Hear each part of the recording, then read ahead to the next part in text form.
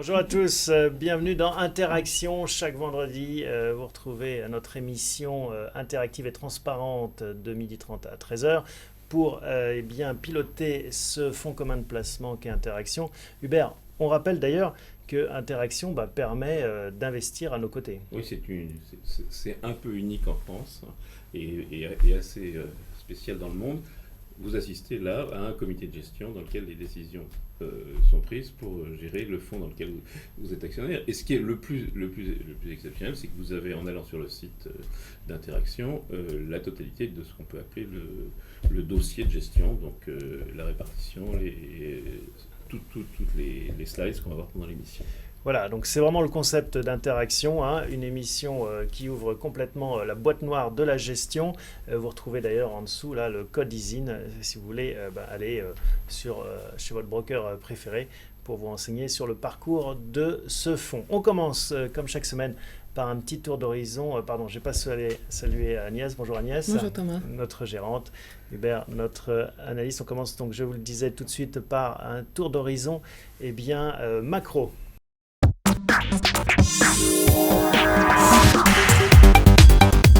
Alors, un tour d'horizon macro, on commence donc par voir ce que nous a préparé Paul, qui n'est pas là cette semaine, mais Agnès et Hubert, vous allez vous faire le porte-parole de Paul.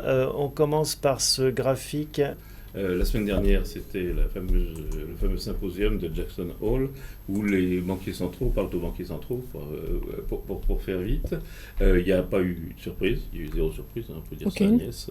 Là, ce qui aurait été surprenant, c'est qu'il se passe quelque chose. Madame Yellen a continué à rester au milieu en disant qu'un jour elle remonterait ses taux d'intérêt, c'est ça? Exactement, pour l'instant elle regarde qu'une chose, elle est drivée par les statistiques économiques et surtout elle ne veut pas faire de faux pas sur la remontée des taux. Donc avec un chômage à 4,8, 4,9, c'est probablement l'épaisseur du trait, mais une augmentation salariale qui est au maximum de 2,5%. Donc pas d'inflation, mais la Réserve fédérale pourrait avoir envie de se constituer un petit peu de marge de manœuvre si jamais ça fait mal. Exactement, et puis il ne faut pas oublier que les États-Unis rentrent dans une période d'élection. Donc elle avait annoncé qu'elle ne toucherait pas au taux à cause du Brexit, enfin annonce ou oui, pas du Brexit. Ça a plutôt dopé l'économie anglaise pour le moment. L'effet d'évaluation a déjà joué. Exactement, c'est surtout ça, c'est l'effet d'évaluation qui a surtout joué sur l'économie anglaise. Voilà, ça nous donne loin de ce graphe, mais pas si loin que ça, parce que la question qui se pose pour cette gestion monétaire, c'est de savoir si les économies sont vraiment en train de décélérer. On attend pour le début du mois d'octobre le FMI qui baisse à nouveau sa prévision, sans doute en dessous de 3%. Et là, on voit que la pente est plutôt à la décélération. Alors, le titre, ils ont cessé de décélérer. Moi, je dirais, la Chine, comme les États-Unis, décélère moins vite. Mais on est quand même en dérivée seconde. La Chine, c'est très compliqué. Donc, on a des indices des directeurs d'achat qui sont à 50, c'est-à-dire neutre.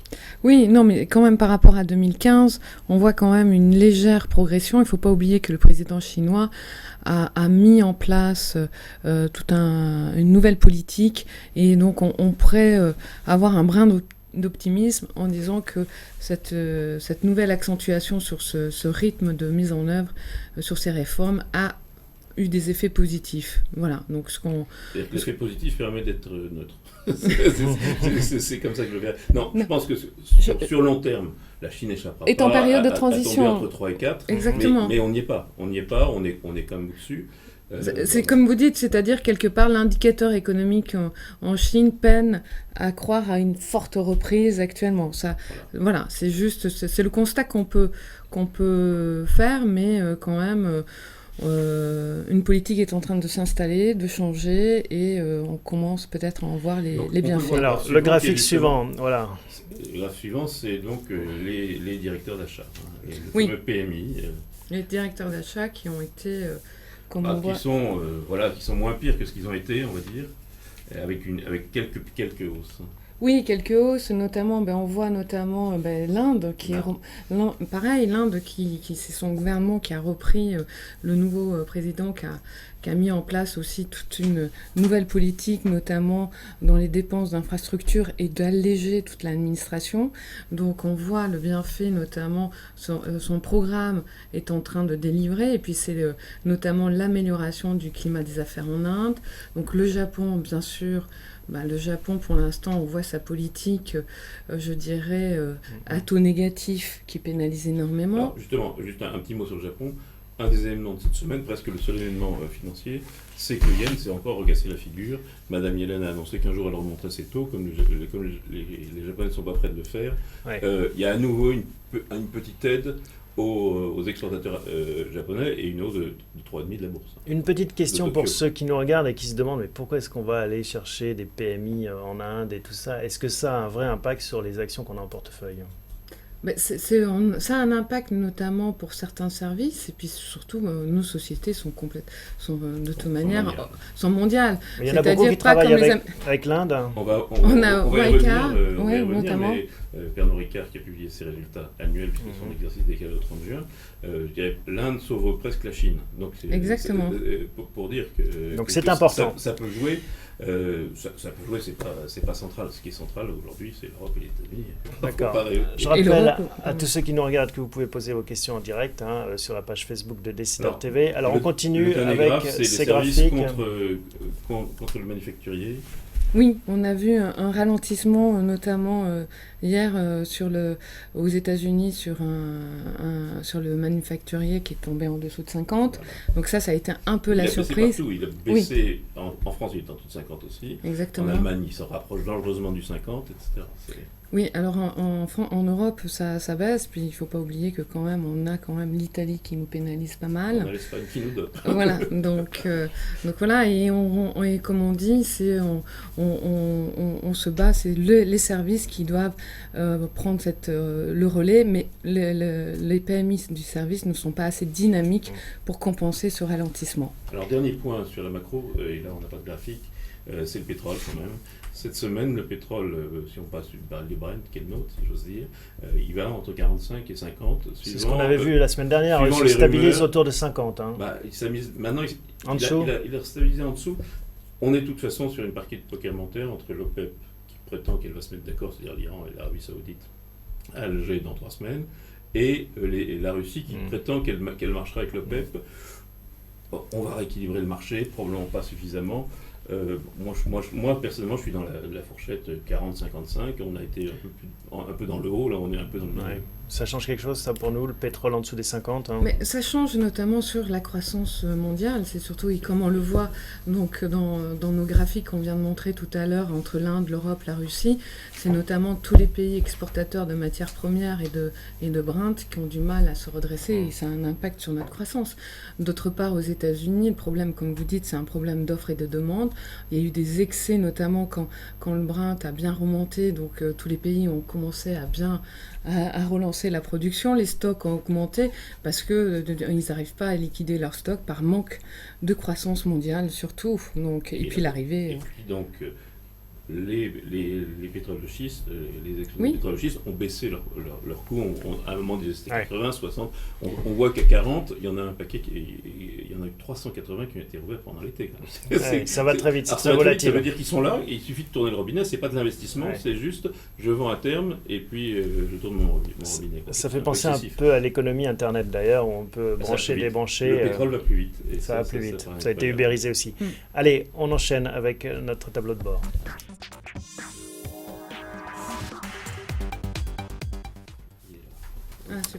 Le tableau de bord qui permet de faire un tour d'horizon sur ce qui bouge en termes de feu. On a 2 mouvements contradictoires, momentum macroéconomique qui va vers l'orange et momentum microéconomique, à contrario, qui va vers l'orange mais qui venait du rouge. Voilà, donc comme on disait tout à l'heure, le momentum macroéconomique qui passe à l'orange puisqu'on a eu des résultats, notamment l'ISM manufacturier qui nous pénalise et du coup même sur l'Europe, on ne va pas délivrer la croissance qu'on escomptait d'ici la fin de l'année.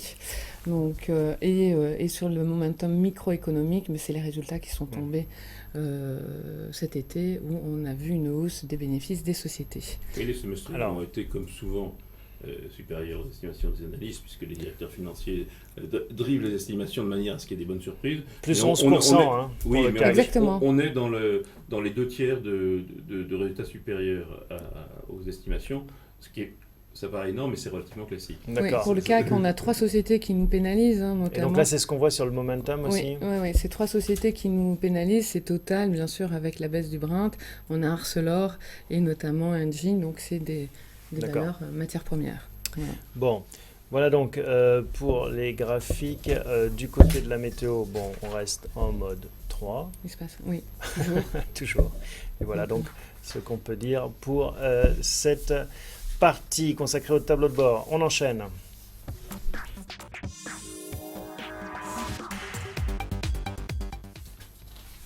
La performance du fonds Interaction, on va la découvrir ensemble, Agnès. On est en légère sous-performance par rapport à notre indice de référence. Donc 0,47 pour Interaction, et 0,75 Voilà, donc, pour le CAC. Réinvesti. Dividende oui, réinvesti. réinvesti. Absolument. Et, Bien sûr. et on voit bien notamment, on a bien vu un changement depuis cet été, une rotation sectorielle, notamment sur les financières. Donc là, c'est les performances les 10 plus fortes du CAC Voilà. sur la semaine. Hein. Et donc donc, les financières en haut de tableau. Voilà, mais depuis cet été, elles ont bien remonté. Les financières ont repris pratiquement 30% depuis Et c'est ça qui cet explique été. notre décrochage. Complètement, c'est notre décrochage et notamment Voilà. notre sous-performance sur les cycliques et notamment sur les biens de consommation concernant le secteur automobile. 30%, c'est généreux.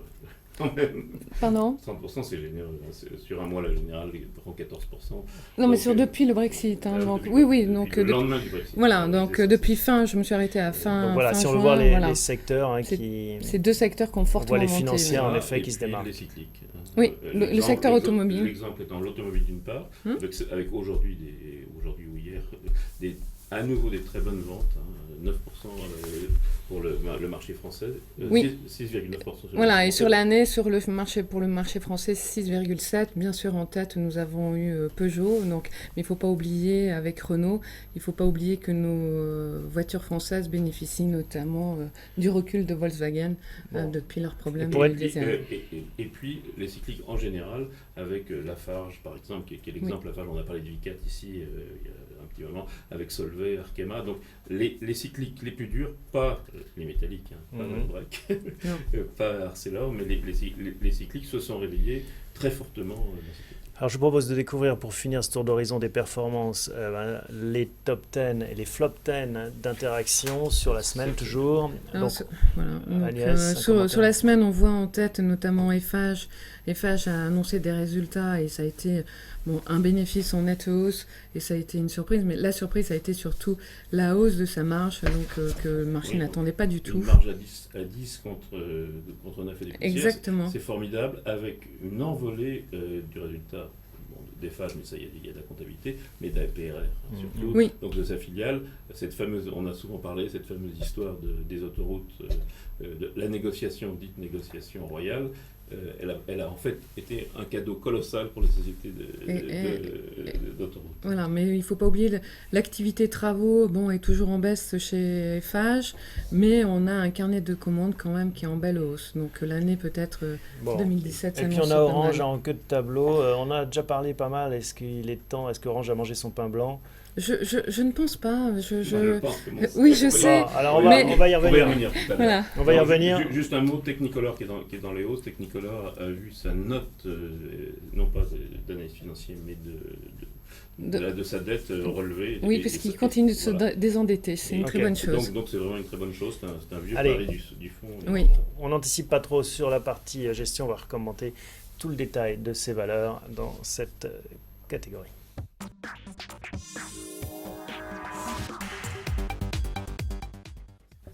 Voilà notre rubrique gestion pour réaliser les arbitrages ensemble et de façon complètement transparente. Je vous rappelle que vous nous retrouvez chaque semaine à 12h30 sur notre page Facebook Décideur TV et que vous pouvez poser et participer à toutes vos questions. Alors, on va commencer par les arbitrages pour commencer qui ont été réalisés. pour rappeler l'historique. Voilà, on continue notamment dans notre léthargie des arbitrages, comme Donc, je rien du disais. tout. Voilà, rien du tout, comme je disais la semaine dernière. Marché férié aussi. Voilà, le marché fait rien et La semaine dernière, on voulait alléger quelque chose. La semaine dernière, on voulait alléger sûrement Thales, mais on l'a pas fait parce que alléger Thales, ça redonnait quand même 2 et quelques de liquidité et c'était pour acheter on savait Rheinmetall, revenir sur Rheinmetall, mais du coup, dans ce marché très calme, très attentiste, donc on n'a pas Donc voulu on n'a le pas faire. fait ce qu'on avait dit qu'on ferait. C'était en Non, effet on avait alléger dit, Thales. on avait dit que c'était un projet, mais peut-être on n'allait pas le faire tout de suite. Voilà. Thales a publié, a donné des indications de croissance sont positives, mais Thales est quand même un des rares titres à baisser depuis un mois. Oui, mais elle a Parce qu'il tellement avait délivré. Parce Oui. qu'il a beaucoup délivré, donc c'était logique Oui. d'imaginer de prendre ses bénéfices d'ailleurs sur la semaine. Exactement. Si on avait vendu, on aurait Alors, eu une contribution négative Voilà. qui est une des plus importantes du portefeuille. On retrouve le portefeuille sur la semaine. Alors, on avait raté LVMH. Il y a LVMH en queue de piste. Alors LVMH, ça a été notamment, mais comme je le disais tout à l'heure, le secteur, cet été, il y a eu une forte rotation, notamment sur les cycliques, et toutes les valeurs dites de croissance, dites défensives, ont été délaissées. Et donc, même si on voit notamment LVMH, on voit tout le secteur pharmaceutique également a été délaissé cet été. Pas les deux quand même. Non, mais Non, c'est-à-dire, non, on a fait LVMH, des arbitrages. C'est Oui. une valeur chère. C'est une valeur chère. Et puis, l'inflexion chinoise, elle est réelle. Et on a un peu le sentiment, alors c'est pas les chiffres de Chanel qui ont été publiés cette semaine qui donnent ce sentiment-là, qu'il y a une légère inflexion de ce qu'on appelle le nouveau riche des pays émergents vers moins d'achats de luxe. Alors, moi je dirais pas tout à fait ça. Notamment ce qui se passe, comme vous dites, Chanel a publié de très bons résultats. Je pense que depuis 2 ans, je dirais, Chanel ne voit pas de ralentissement sur les pays émergents, mais les contrats deviennent de plus en plus compliqués. Chanel Voilà. et Hermès, qui sont du vrai luxe, si j'ose dire. Voilà. Le luxe juste en dessous, sans être méchant, pour une grande partie d'LVMH, pour une grande partie de PPR, a plus de difficultés. Oui, donc, mais je pense que l'idée de ces groupes-là, comme Kering, comme Gucci, c'est de chercher de l'innovation et de la création. Donc, ils n'ont plus, pour booster la nouvelle consommation de ces nouveaux riches. Bon. Et contrairement à ce qui est le cas, par exemple, pour les spiritueux, c'est-à-dire pour, par exemple, Rémy Cointreau et Pernod Ricard, il n'y a pas une différence de marge colossale, au contraire d'ailleurs, entre les pays émergents, comme la Chine, grosso modo, et les pays développés. C'est-à-dire que Pernod ou Rémy gagnent plus d'argent aux États-Unis et en Europe qu'en Chine, alors que c'était plutôt l'inverse pour LVMH. Oui. D'accord. Exactement. Et donc le mix de croissance qui se rééquilibre n'est pas favorable. Bon, ça dit, LVMH, c'est une star. Qu'est-ce que vous avez noté dans l'actualité cette semaine? Qu'est-ce qui a retenu votre attention? Cette semaine, moi, ce qui m'a retenu, ça a été surtout ce qui s'est passé aussi pour expliquer la hausse du secteur bancaire. Donc, on parle de concentration, notamment du secteur bancaire, notamment En Allemagne, il y a en ce Allemagne et dossier, en Italie, notamment. Donc ça, Deutsche Bank et Commerzbank qui Exactement. discuteraient. Les deux secteurs malades de l'Europe. voilà. Et ils ont besoin, nous en France, la concentration a été faite depuis bien longtemps, donc je dirais, et ils sont en train de se rendre compte, on parle de Deutsche Bank, Commerzbank, Deutsche Bank, et on parle aussi de Postbank, donc ils ont besoin de se regrouper. Est-ce que ça les sauverait, ça? 100 milliards. Hein. Ça va les sauver? Ils ont aussi besoin, grosso modo, les Allemands plus les Italiens, de 100 milliards. Mais 100 milliards, c'est pas quoi, ça paraît étonnant, c'est pas beaucoup. Oui, exactement. C'est pas beaucoup, 100 milliards de recapitalisation. Quand les Français ont besoin de recapitalisation. C'est une bonne nouvelle, ça devrait consolider ce secteur. Moi, je reste dire que le métier est très difficile. Exactement. C'est un métier, les taux, ils sont durablement bas, très très durablement bas, et pour retrouver des marges, alors on espère, on dit, la Réserve fédérale va monter ses taux, on va arriver à gagner 3 sous de plus sur le dollar. Ouais. À voir. Mais on voit notamment les banques françaises est en train de changer leur métier également. Donc elles sont notamment en train de se développer sur l'assurance non-vie. Et donc déjà, il y a toute une culture à former notamment leurs équipes pour vendre les produits assurance maison. Et pour l'instant, c'est beaucoup plus long qu'ils ne pensaient. Donc, Bon. Oui, et puis, le métier change vraiment, et donc ça c'est difficile d'être sur ce secteur en général. Bon, tous les métiers changent vraiment, hein. On le voit dans le pétrole, on le disait, ça va beaucoup plus vite. Oui, non, Qu'est-ce qu'il y a d'autre dans l'actualité? La banque revient effectivement à refléter ce que la Banque centrale lui dit de faire. Et donc c'est de la transmission. Et puis par ailleurs, on utilise les réseaux comme on peut. Et quand Orange va être une banque, ce qui ne va pas tarder, Exactement. Si j'ai bien compris, ils vont avoir des concurrents des deux côtés. Ils vont avoir des concurrents un peu de tous les côtés. Alors qu'est-ce qui s'est passé d'autre cette semaine? Alors Bouygues, ça c'est pas mal. Hein. Oui, La succession. Oui, donc Bouygues qui poursuit l'amélioration de sa rentabilité. Donc son carnet de commandes, notamment dans l'activité construction, a bien augmenté. Et puis je pense qu'ils veulent continuer. Et puis ils ont capté encore notamment des clients dans Bouygues Et la mise en place, de la succession. Bouygues et SFR sont ceux qui peuvent être les gagnants. Mais il y a... Moi, je pense que le seul perdant possible, ça sera Orange. Donc, je l'ai souvent dit. Mais Bouygues s'en tire très très bien finalement, alors qu'on a pensé qu'il n'arriverait pas à investir comme les autres, etc. Bon, la succession de Martin Bouygues, ça retient votre attention? C'est une bonne chose, comme ça il n'y aura pas de surprise, elle se met en place, il met ses pions, donc dans la même continuité. Et son premier successeur s'appellera pas comme lui. Dont Bouygues Télécom, le patron de Bouygues Télécom, Olivier Roussat, qui devient un des deux maires du Palais, avec donc le directeur du financier. Palais, et en attendant qu'il y ait un dauphin qui prenne la place, donc c'est plutôt bien, ça donne plutôt confiance. D'accord. Oui. Vous parliez d'Iliade, un petit commentaire sur ces résultats, c'est canon aussi, hein? C'est canon. Plus 17%. C'est canon, mais ils inventent. Non, mais le problème d'Iliade par rapport notamment à SFR, c'est qu'ils inventent tout le temps. Donc c'est quelque chose, moi je trouve, de très très brillant. Oui, ils ont compris le métier. Bon, pour avancer, il faut inventer. Ils ont compris le métier, ils l'ont presque inventé, ou réinventé, ce qui est quand même très amusant. Mais alors donc, on ne prend pas les gens brillants dans notre portefeuille. Moi, justement, c'était toujours Elle a bien. On a du Bouygues. On a du Bouygues, mais moi, je pense que KPN et Orange, c'est derrière, personnellement. Alors, là, on a un vrai débat. Orange, de toute manière, la semaine prochaine, je vais notamment à un déjeuner, notamment avec le CEO, chez Orange. Donc, je pense qu'Orange est en train de bouger. C'est vrai que le secteur de la concentration des télécoms s'est arrêté par rapport à l'année dernière.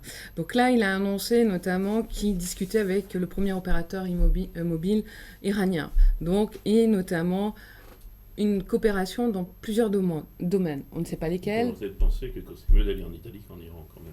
Oui. C'est pour ça qu'il viennent et saluer. Oui. Oui, mais d'une part, Orange est en train de se battre pour arrêter la baisse des prix, notamment sur le mobile.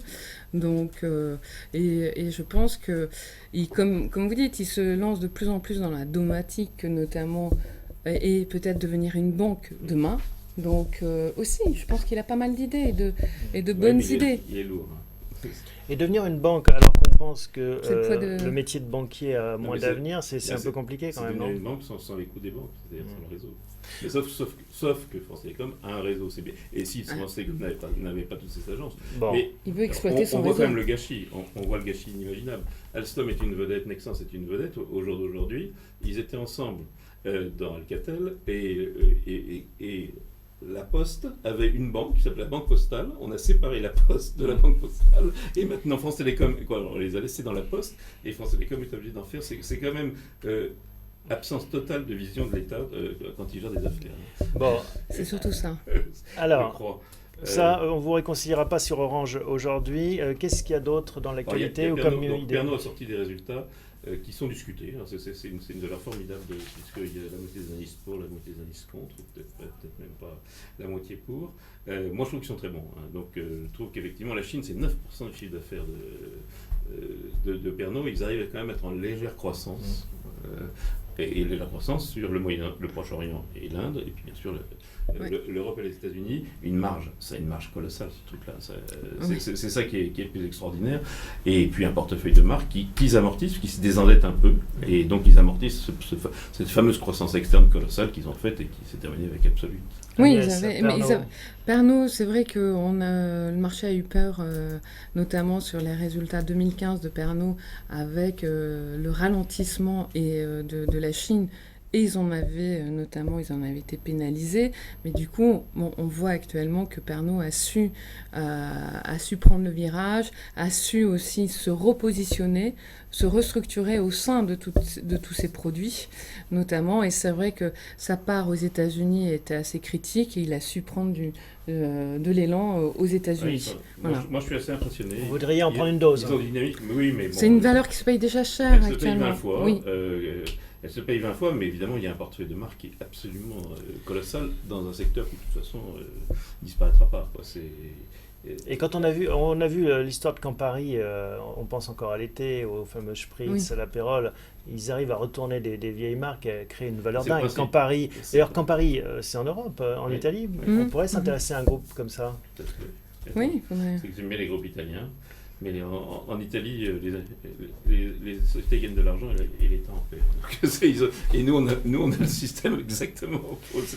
Bon, donc qu'est-ce qu'on fait cette semaine ? Moi, ce que je pense... De quoi vous avez envie en cette rentrée ? Je reviens sur le fait de savoir s'il faut aller plus vers le cycle.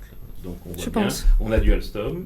On pourrait en avoir plus. Oui, ce qu'on disait, on disait la semaine dernière qu'il fallait Zodiac, on pourrait en avoir plus. On pourrait avoir du Saint-Gobain, on pourrait avoir du Nexans, on pourrait avoir du Legrand. Je pense qu'il faut aller dans le cycle. C'est ce qui commence à être à la mode et c'est pas cher. Alors, évidemment, si on regarde par rapport à 2 mois, ça a monté. Mais c'est tout un secteur, Saint-Gobain, Nexans, Legrand, Axel, j'en sais rien, où sur longue période, on n'est pas du tout cher. Donc voilà, je pense que c'est ça. Et de l'autre côté, les valeurs... d'abonnement, on va dire, lourd, KPN et Orange. Iberdrola, bon voilà. Alors, on a compris qu'on ne touchait pas à Orange pour l'instant, mais est-ce qu'on fait rentrer du cycle ? Alors, pour l'instant, comme je disais en début de l'émission, depuis cet été, il y a eu une rotation sectorielle. Oui. Donc, tout le secteur cyclique a fortement monté. Donc, en moyenne, a pris plus de 20%. Donc, j'ai un peu de mal actuellement à rentrer... Il est pas cher par rapport à mais à rentrer, je dirais, sur un secteur qui a pris entre 20 et 30% de hausse. Oui, il faut redevenir sur un secteur plus cyclique, donc sur certains titres. Donc voilà. S'il prend encore 10%, on rate les 10% en plus. Après, moi, plutôt que d'avoir, en tout cas, on ne va pas revenir sur Orange, plutôt que d'avoir du Lixor 440, tout à fait, ça. Je préférais avoir du cycle. Voilà. Mais complètement. C'est-à-dire aller, encore une fois... on a du Alstom et du Zodiac, c'est du cycle. Peut-être qu'Airbus peut être du cycle. On n'a pas d'automobile. On va attendre. On a Michelin qui a délivré quand même plus de 20% de hausse. Ça a été trop vite. Qu'est-ce qu'on fait ? On le vend, le Lixor ? Non, alors il faut vendre le Lixor de toute manière. Donc, c'est pas notre métier d'acheter un indice. On est 4% quand même. C'est énorme. Mais c'est-à-dire qu'on a voulu passer un été tranquille et donc, je dirais... le choix des gérants n'est pas facile, notamment dans cette période très creuse. Il faut juste rappeler que ça a été un été très très creux. Il ne faut pas oublier non plus que le marché a monté sur 2 mois de 4%, comme on a vu la semaine dernière, mais d'une manière très linéaire, sans volatilité, et c'est la pire des choses, parce que quand New York est au plus haut depuis 5 ans, quand on a des marchés qui montent d'une manière... Mais ça fait 5 ans qu'il est au plus haut depuis 5 ans. Oui. C'est ça le problème. Non, il y a eu quelques... C'est un peu comme l'immobilier parisien. Non, il faut pas... C'est un peu l'immobilier parisien quand même, effectivement. Donc oui, où tout le monde dit qu'il faut ne pas acheter de l'immobilier, et ça continue de monter. Oui, mais c'est-à-dire qu'on a une volatilité au plus bas. Et donc, ce qui se passe actuellement sur les marchés, la peur du gérant, c'est que tous les portefeuilles, pour l'instant, des fonds ont surtout vendu de la volatilité très basse actuellement pour dynamiser, je dirais, leurs fonds. Le moindre écart, comme on vient de le voir, comme hier, sur l'ISM manufacturier en dessous de 50, c'est la moindre petite étincelle, ce marché peut corriger d'une manière très violente et très courte. Donc c'est ça la stratégie, c'est ça que vous attendez, c'est une un correction. peu ça, mais pour l'instant à tort, puisque le marché a pris 4% cet été. Donc voilà, et l'idée du gérant de bouger dans un marché où il n'y a pas de volume et de rentrer sur des cycliques qui ont pris 20-25%, donc le message, je pense qu'elles ont néanmoins beaucoup plus de potentiel que toutes ces défensives qui... Sûrement. Non, mais quand vous achetez de l'Iberdrola, vous jouez la croissance en Espagne, allez, on va dire, au mieux. Quand et un peu de marge. La croissance en Espagne, ça ne va pas être terrible, même si elle est beaucoup plus meilleure que dans tout le reste de l'Europe. Je n'achète pas exactement ça en achetant de l'Iberdrola. J'achète de l'Iberdrola, c'est-à-dire c'est un changement, je dirais, c'est tout le changement climatique, énergie du monde qu'on a actuellement. Donc tout ce qui est éolienne, etc., commence à être ça, rentable. C'est du long terme. La banque d'Orange, non? Non, pas vraiment, parce qu'Iberdrola quand même a délivré, quand on voit son dividende, sa rentabilité, elle n'a jamais défaut, à l'inverse d'autres titres. Donc, vous voulez dire de Suez Environnement et voilà, exactement. Oui, on fait moins de bêtises, donc mais... Voilà, donc, mais Iberdrola, on l'a allégé de moitié. On avait un poids de 4 et quelques. Donc là, je dirais, elle nous a très bien délivré sur 2015. Cette année, 2016, moins. Donc c'est un peu des matelas de fond. Je toucherai peut-être un peu plus Engie que Iberdrola. Oui, alors, voilà. On arrive à la fin de cette émission. Agnès, qu'est-ce qu'on fait cette semaine ? Mais écoutez, on attend la création d'emplois cet après-midi. On attend toujours quelque chose, notamment avec les États-Unis, parce qu'on devient on devient de plus en plus frileux sur ces marchés qui sont sur des niveaux. Tant qu'on n'aura pas passé les 4500 sur ce marché, il n'y aura pas d'impulsion et une dynamique haussière. Mais comme vous l'avez souligné, ça tourne. Hein. Oui. Et il y a des gagnants et des perdants, même sur une consolidation même si horizontale. Je pense qu'effectivement, il risque de baisser, mais même sur une consolidation horizontale, il y a quand même des gagnants et des perdants. Ben, on l'a vu, les deux secteurs gagnants, ça a été, je dirais, les banques et l'automobile sur cet été. On a notamment de l'assurance qui a à peine délivré. L'assurance, en revanche, Score, ça a été un peu, très mitigé. Donc, c'est très voilà. compliqué leur métier aussi avec les taux d'intérêt bas. Tout à fait. Bon. Voilà, moralité, on ne touche pas à ce portefeuille cette semaine. On attend encore la suite. Rendez-vous la semaine prochaine. Merci à vous deux. Merci à vous tous de nous suivre. Et on se retrouve la semaine prochaine, même endroit, même heure. Bonne semaine à tous. Merci.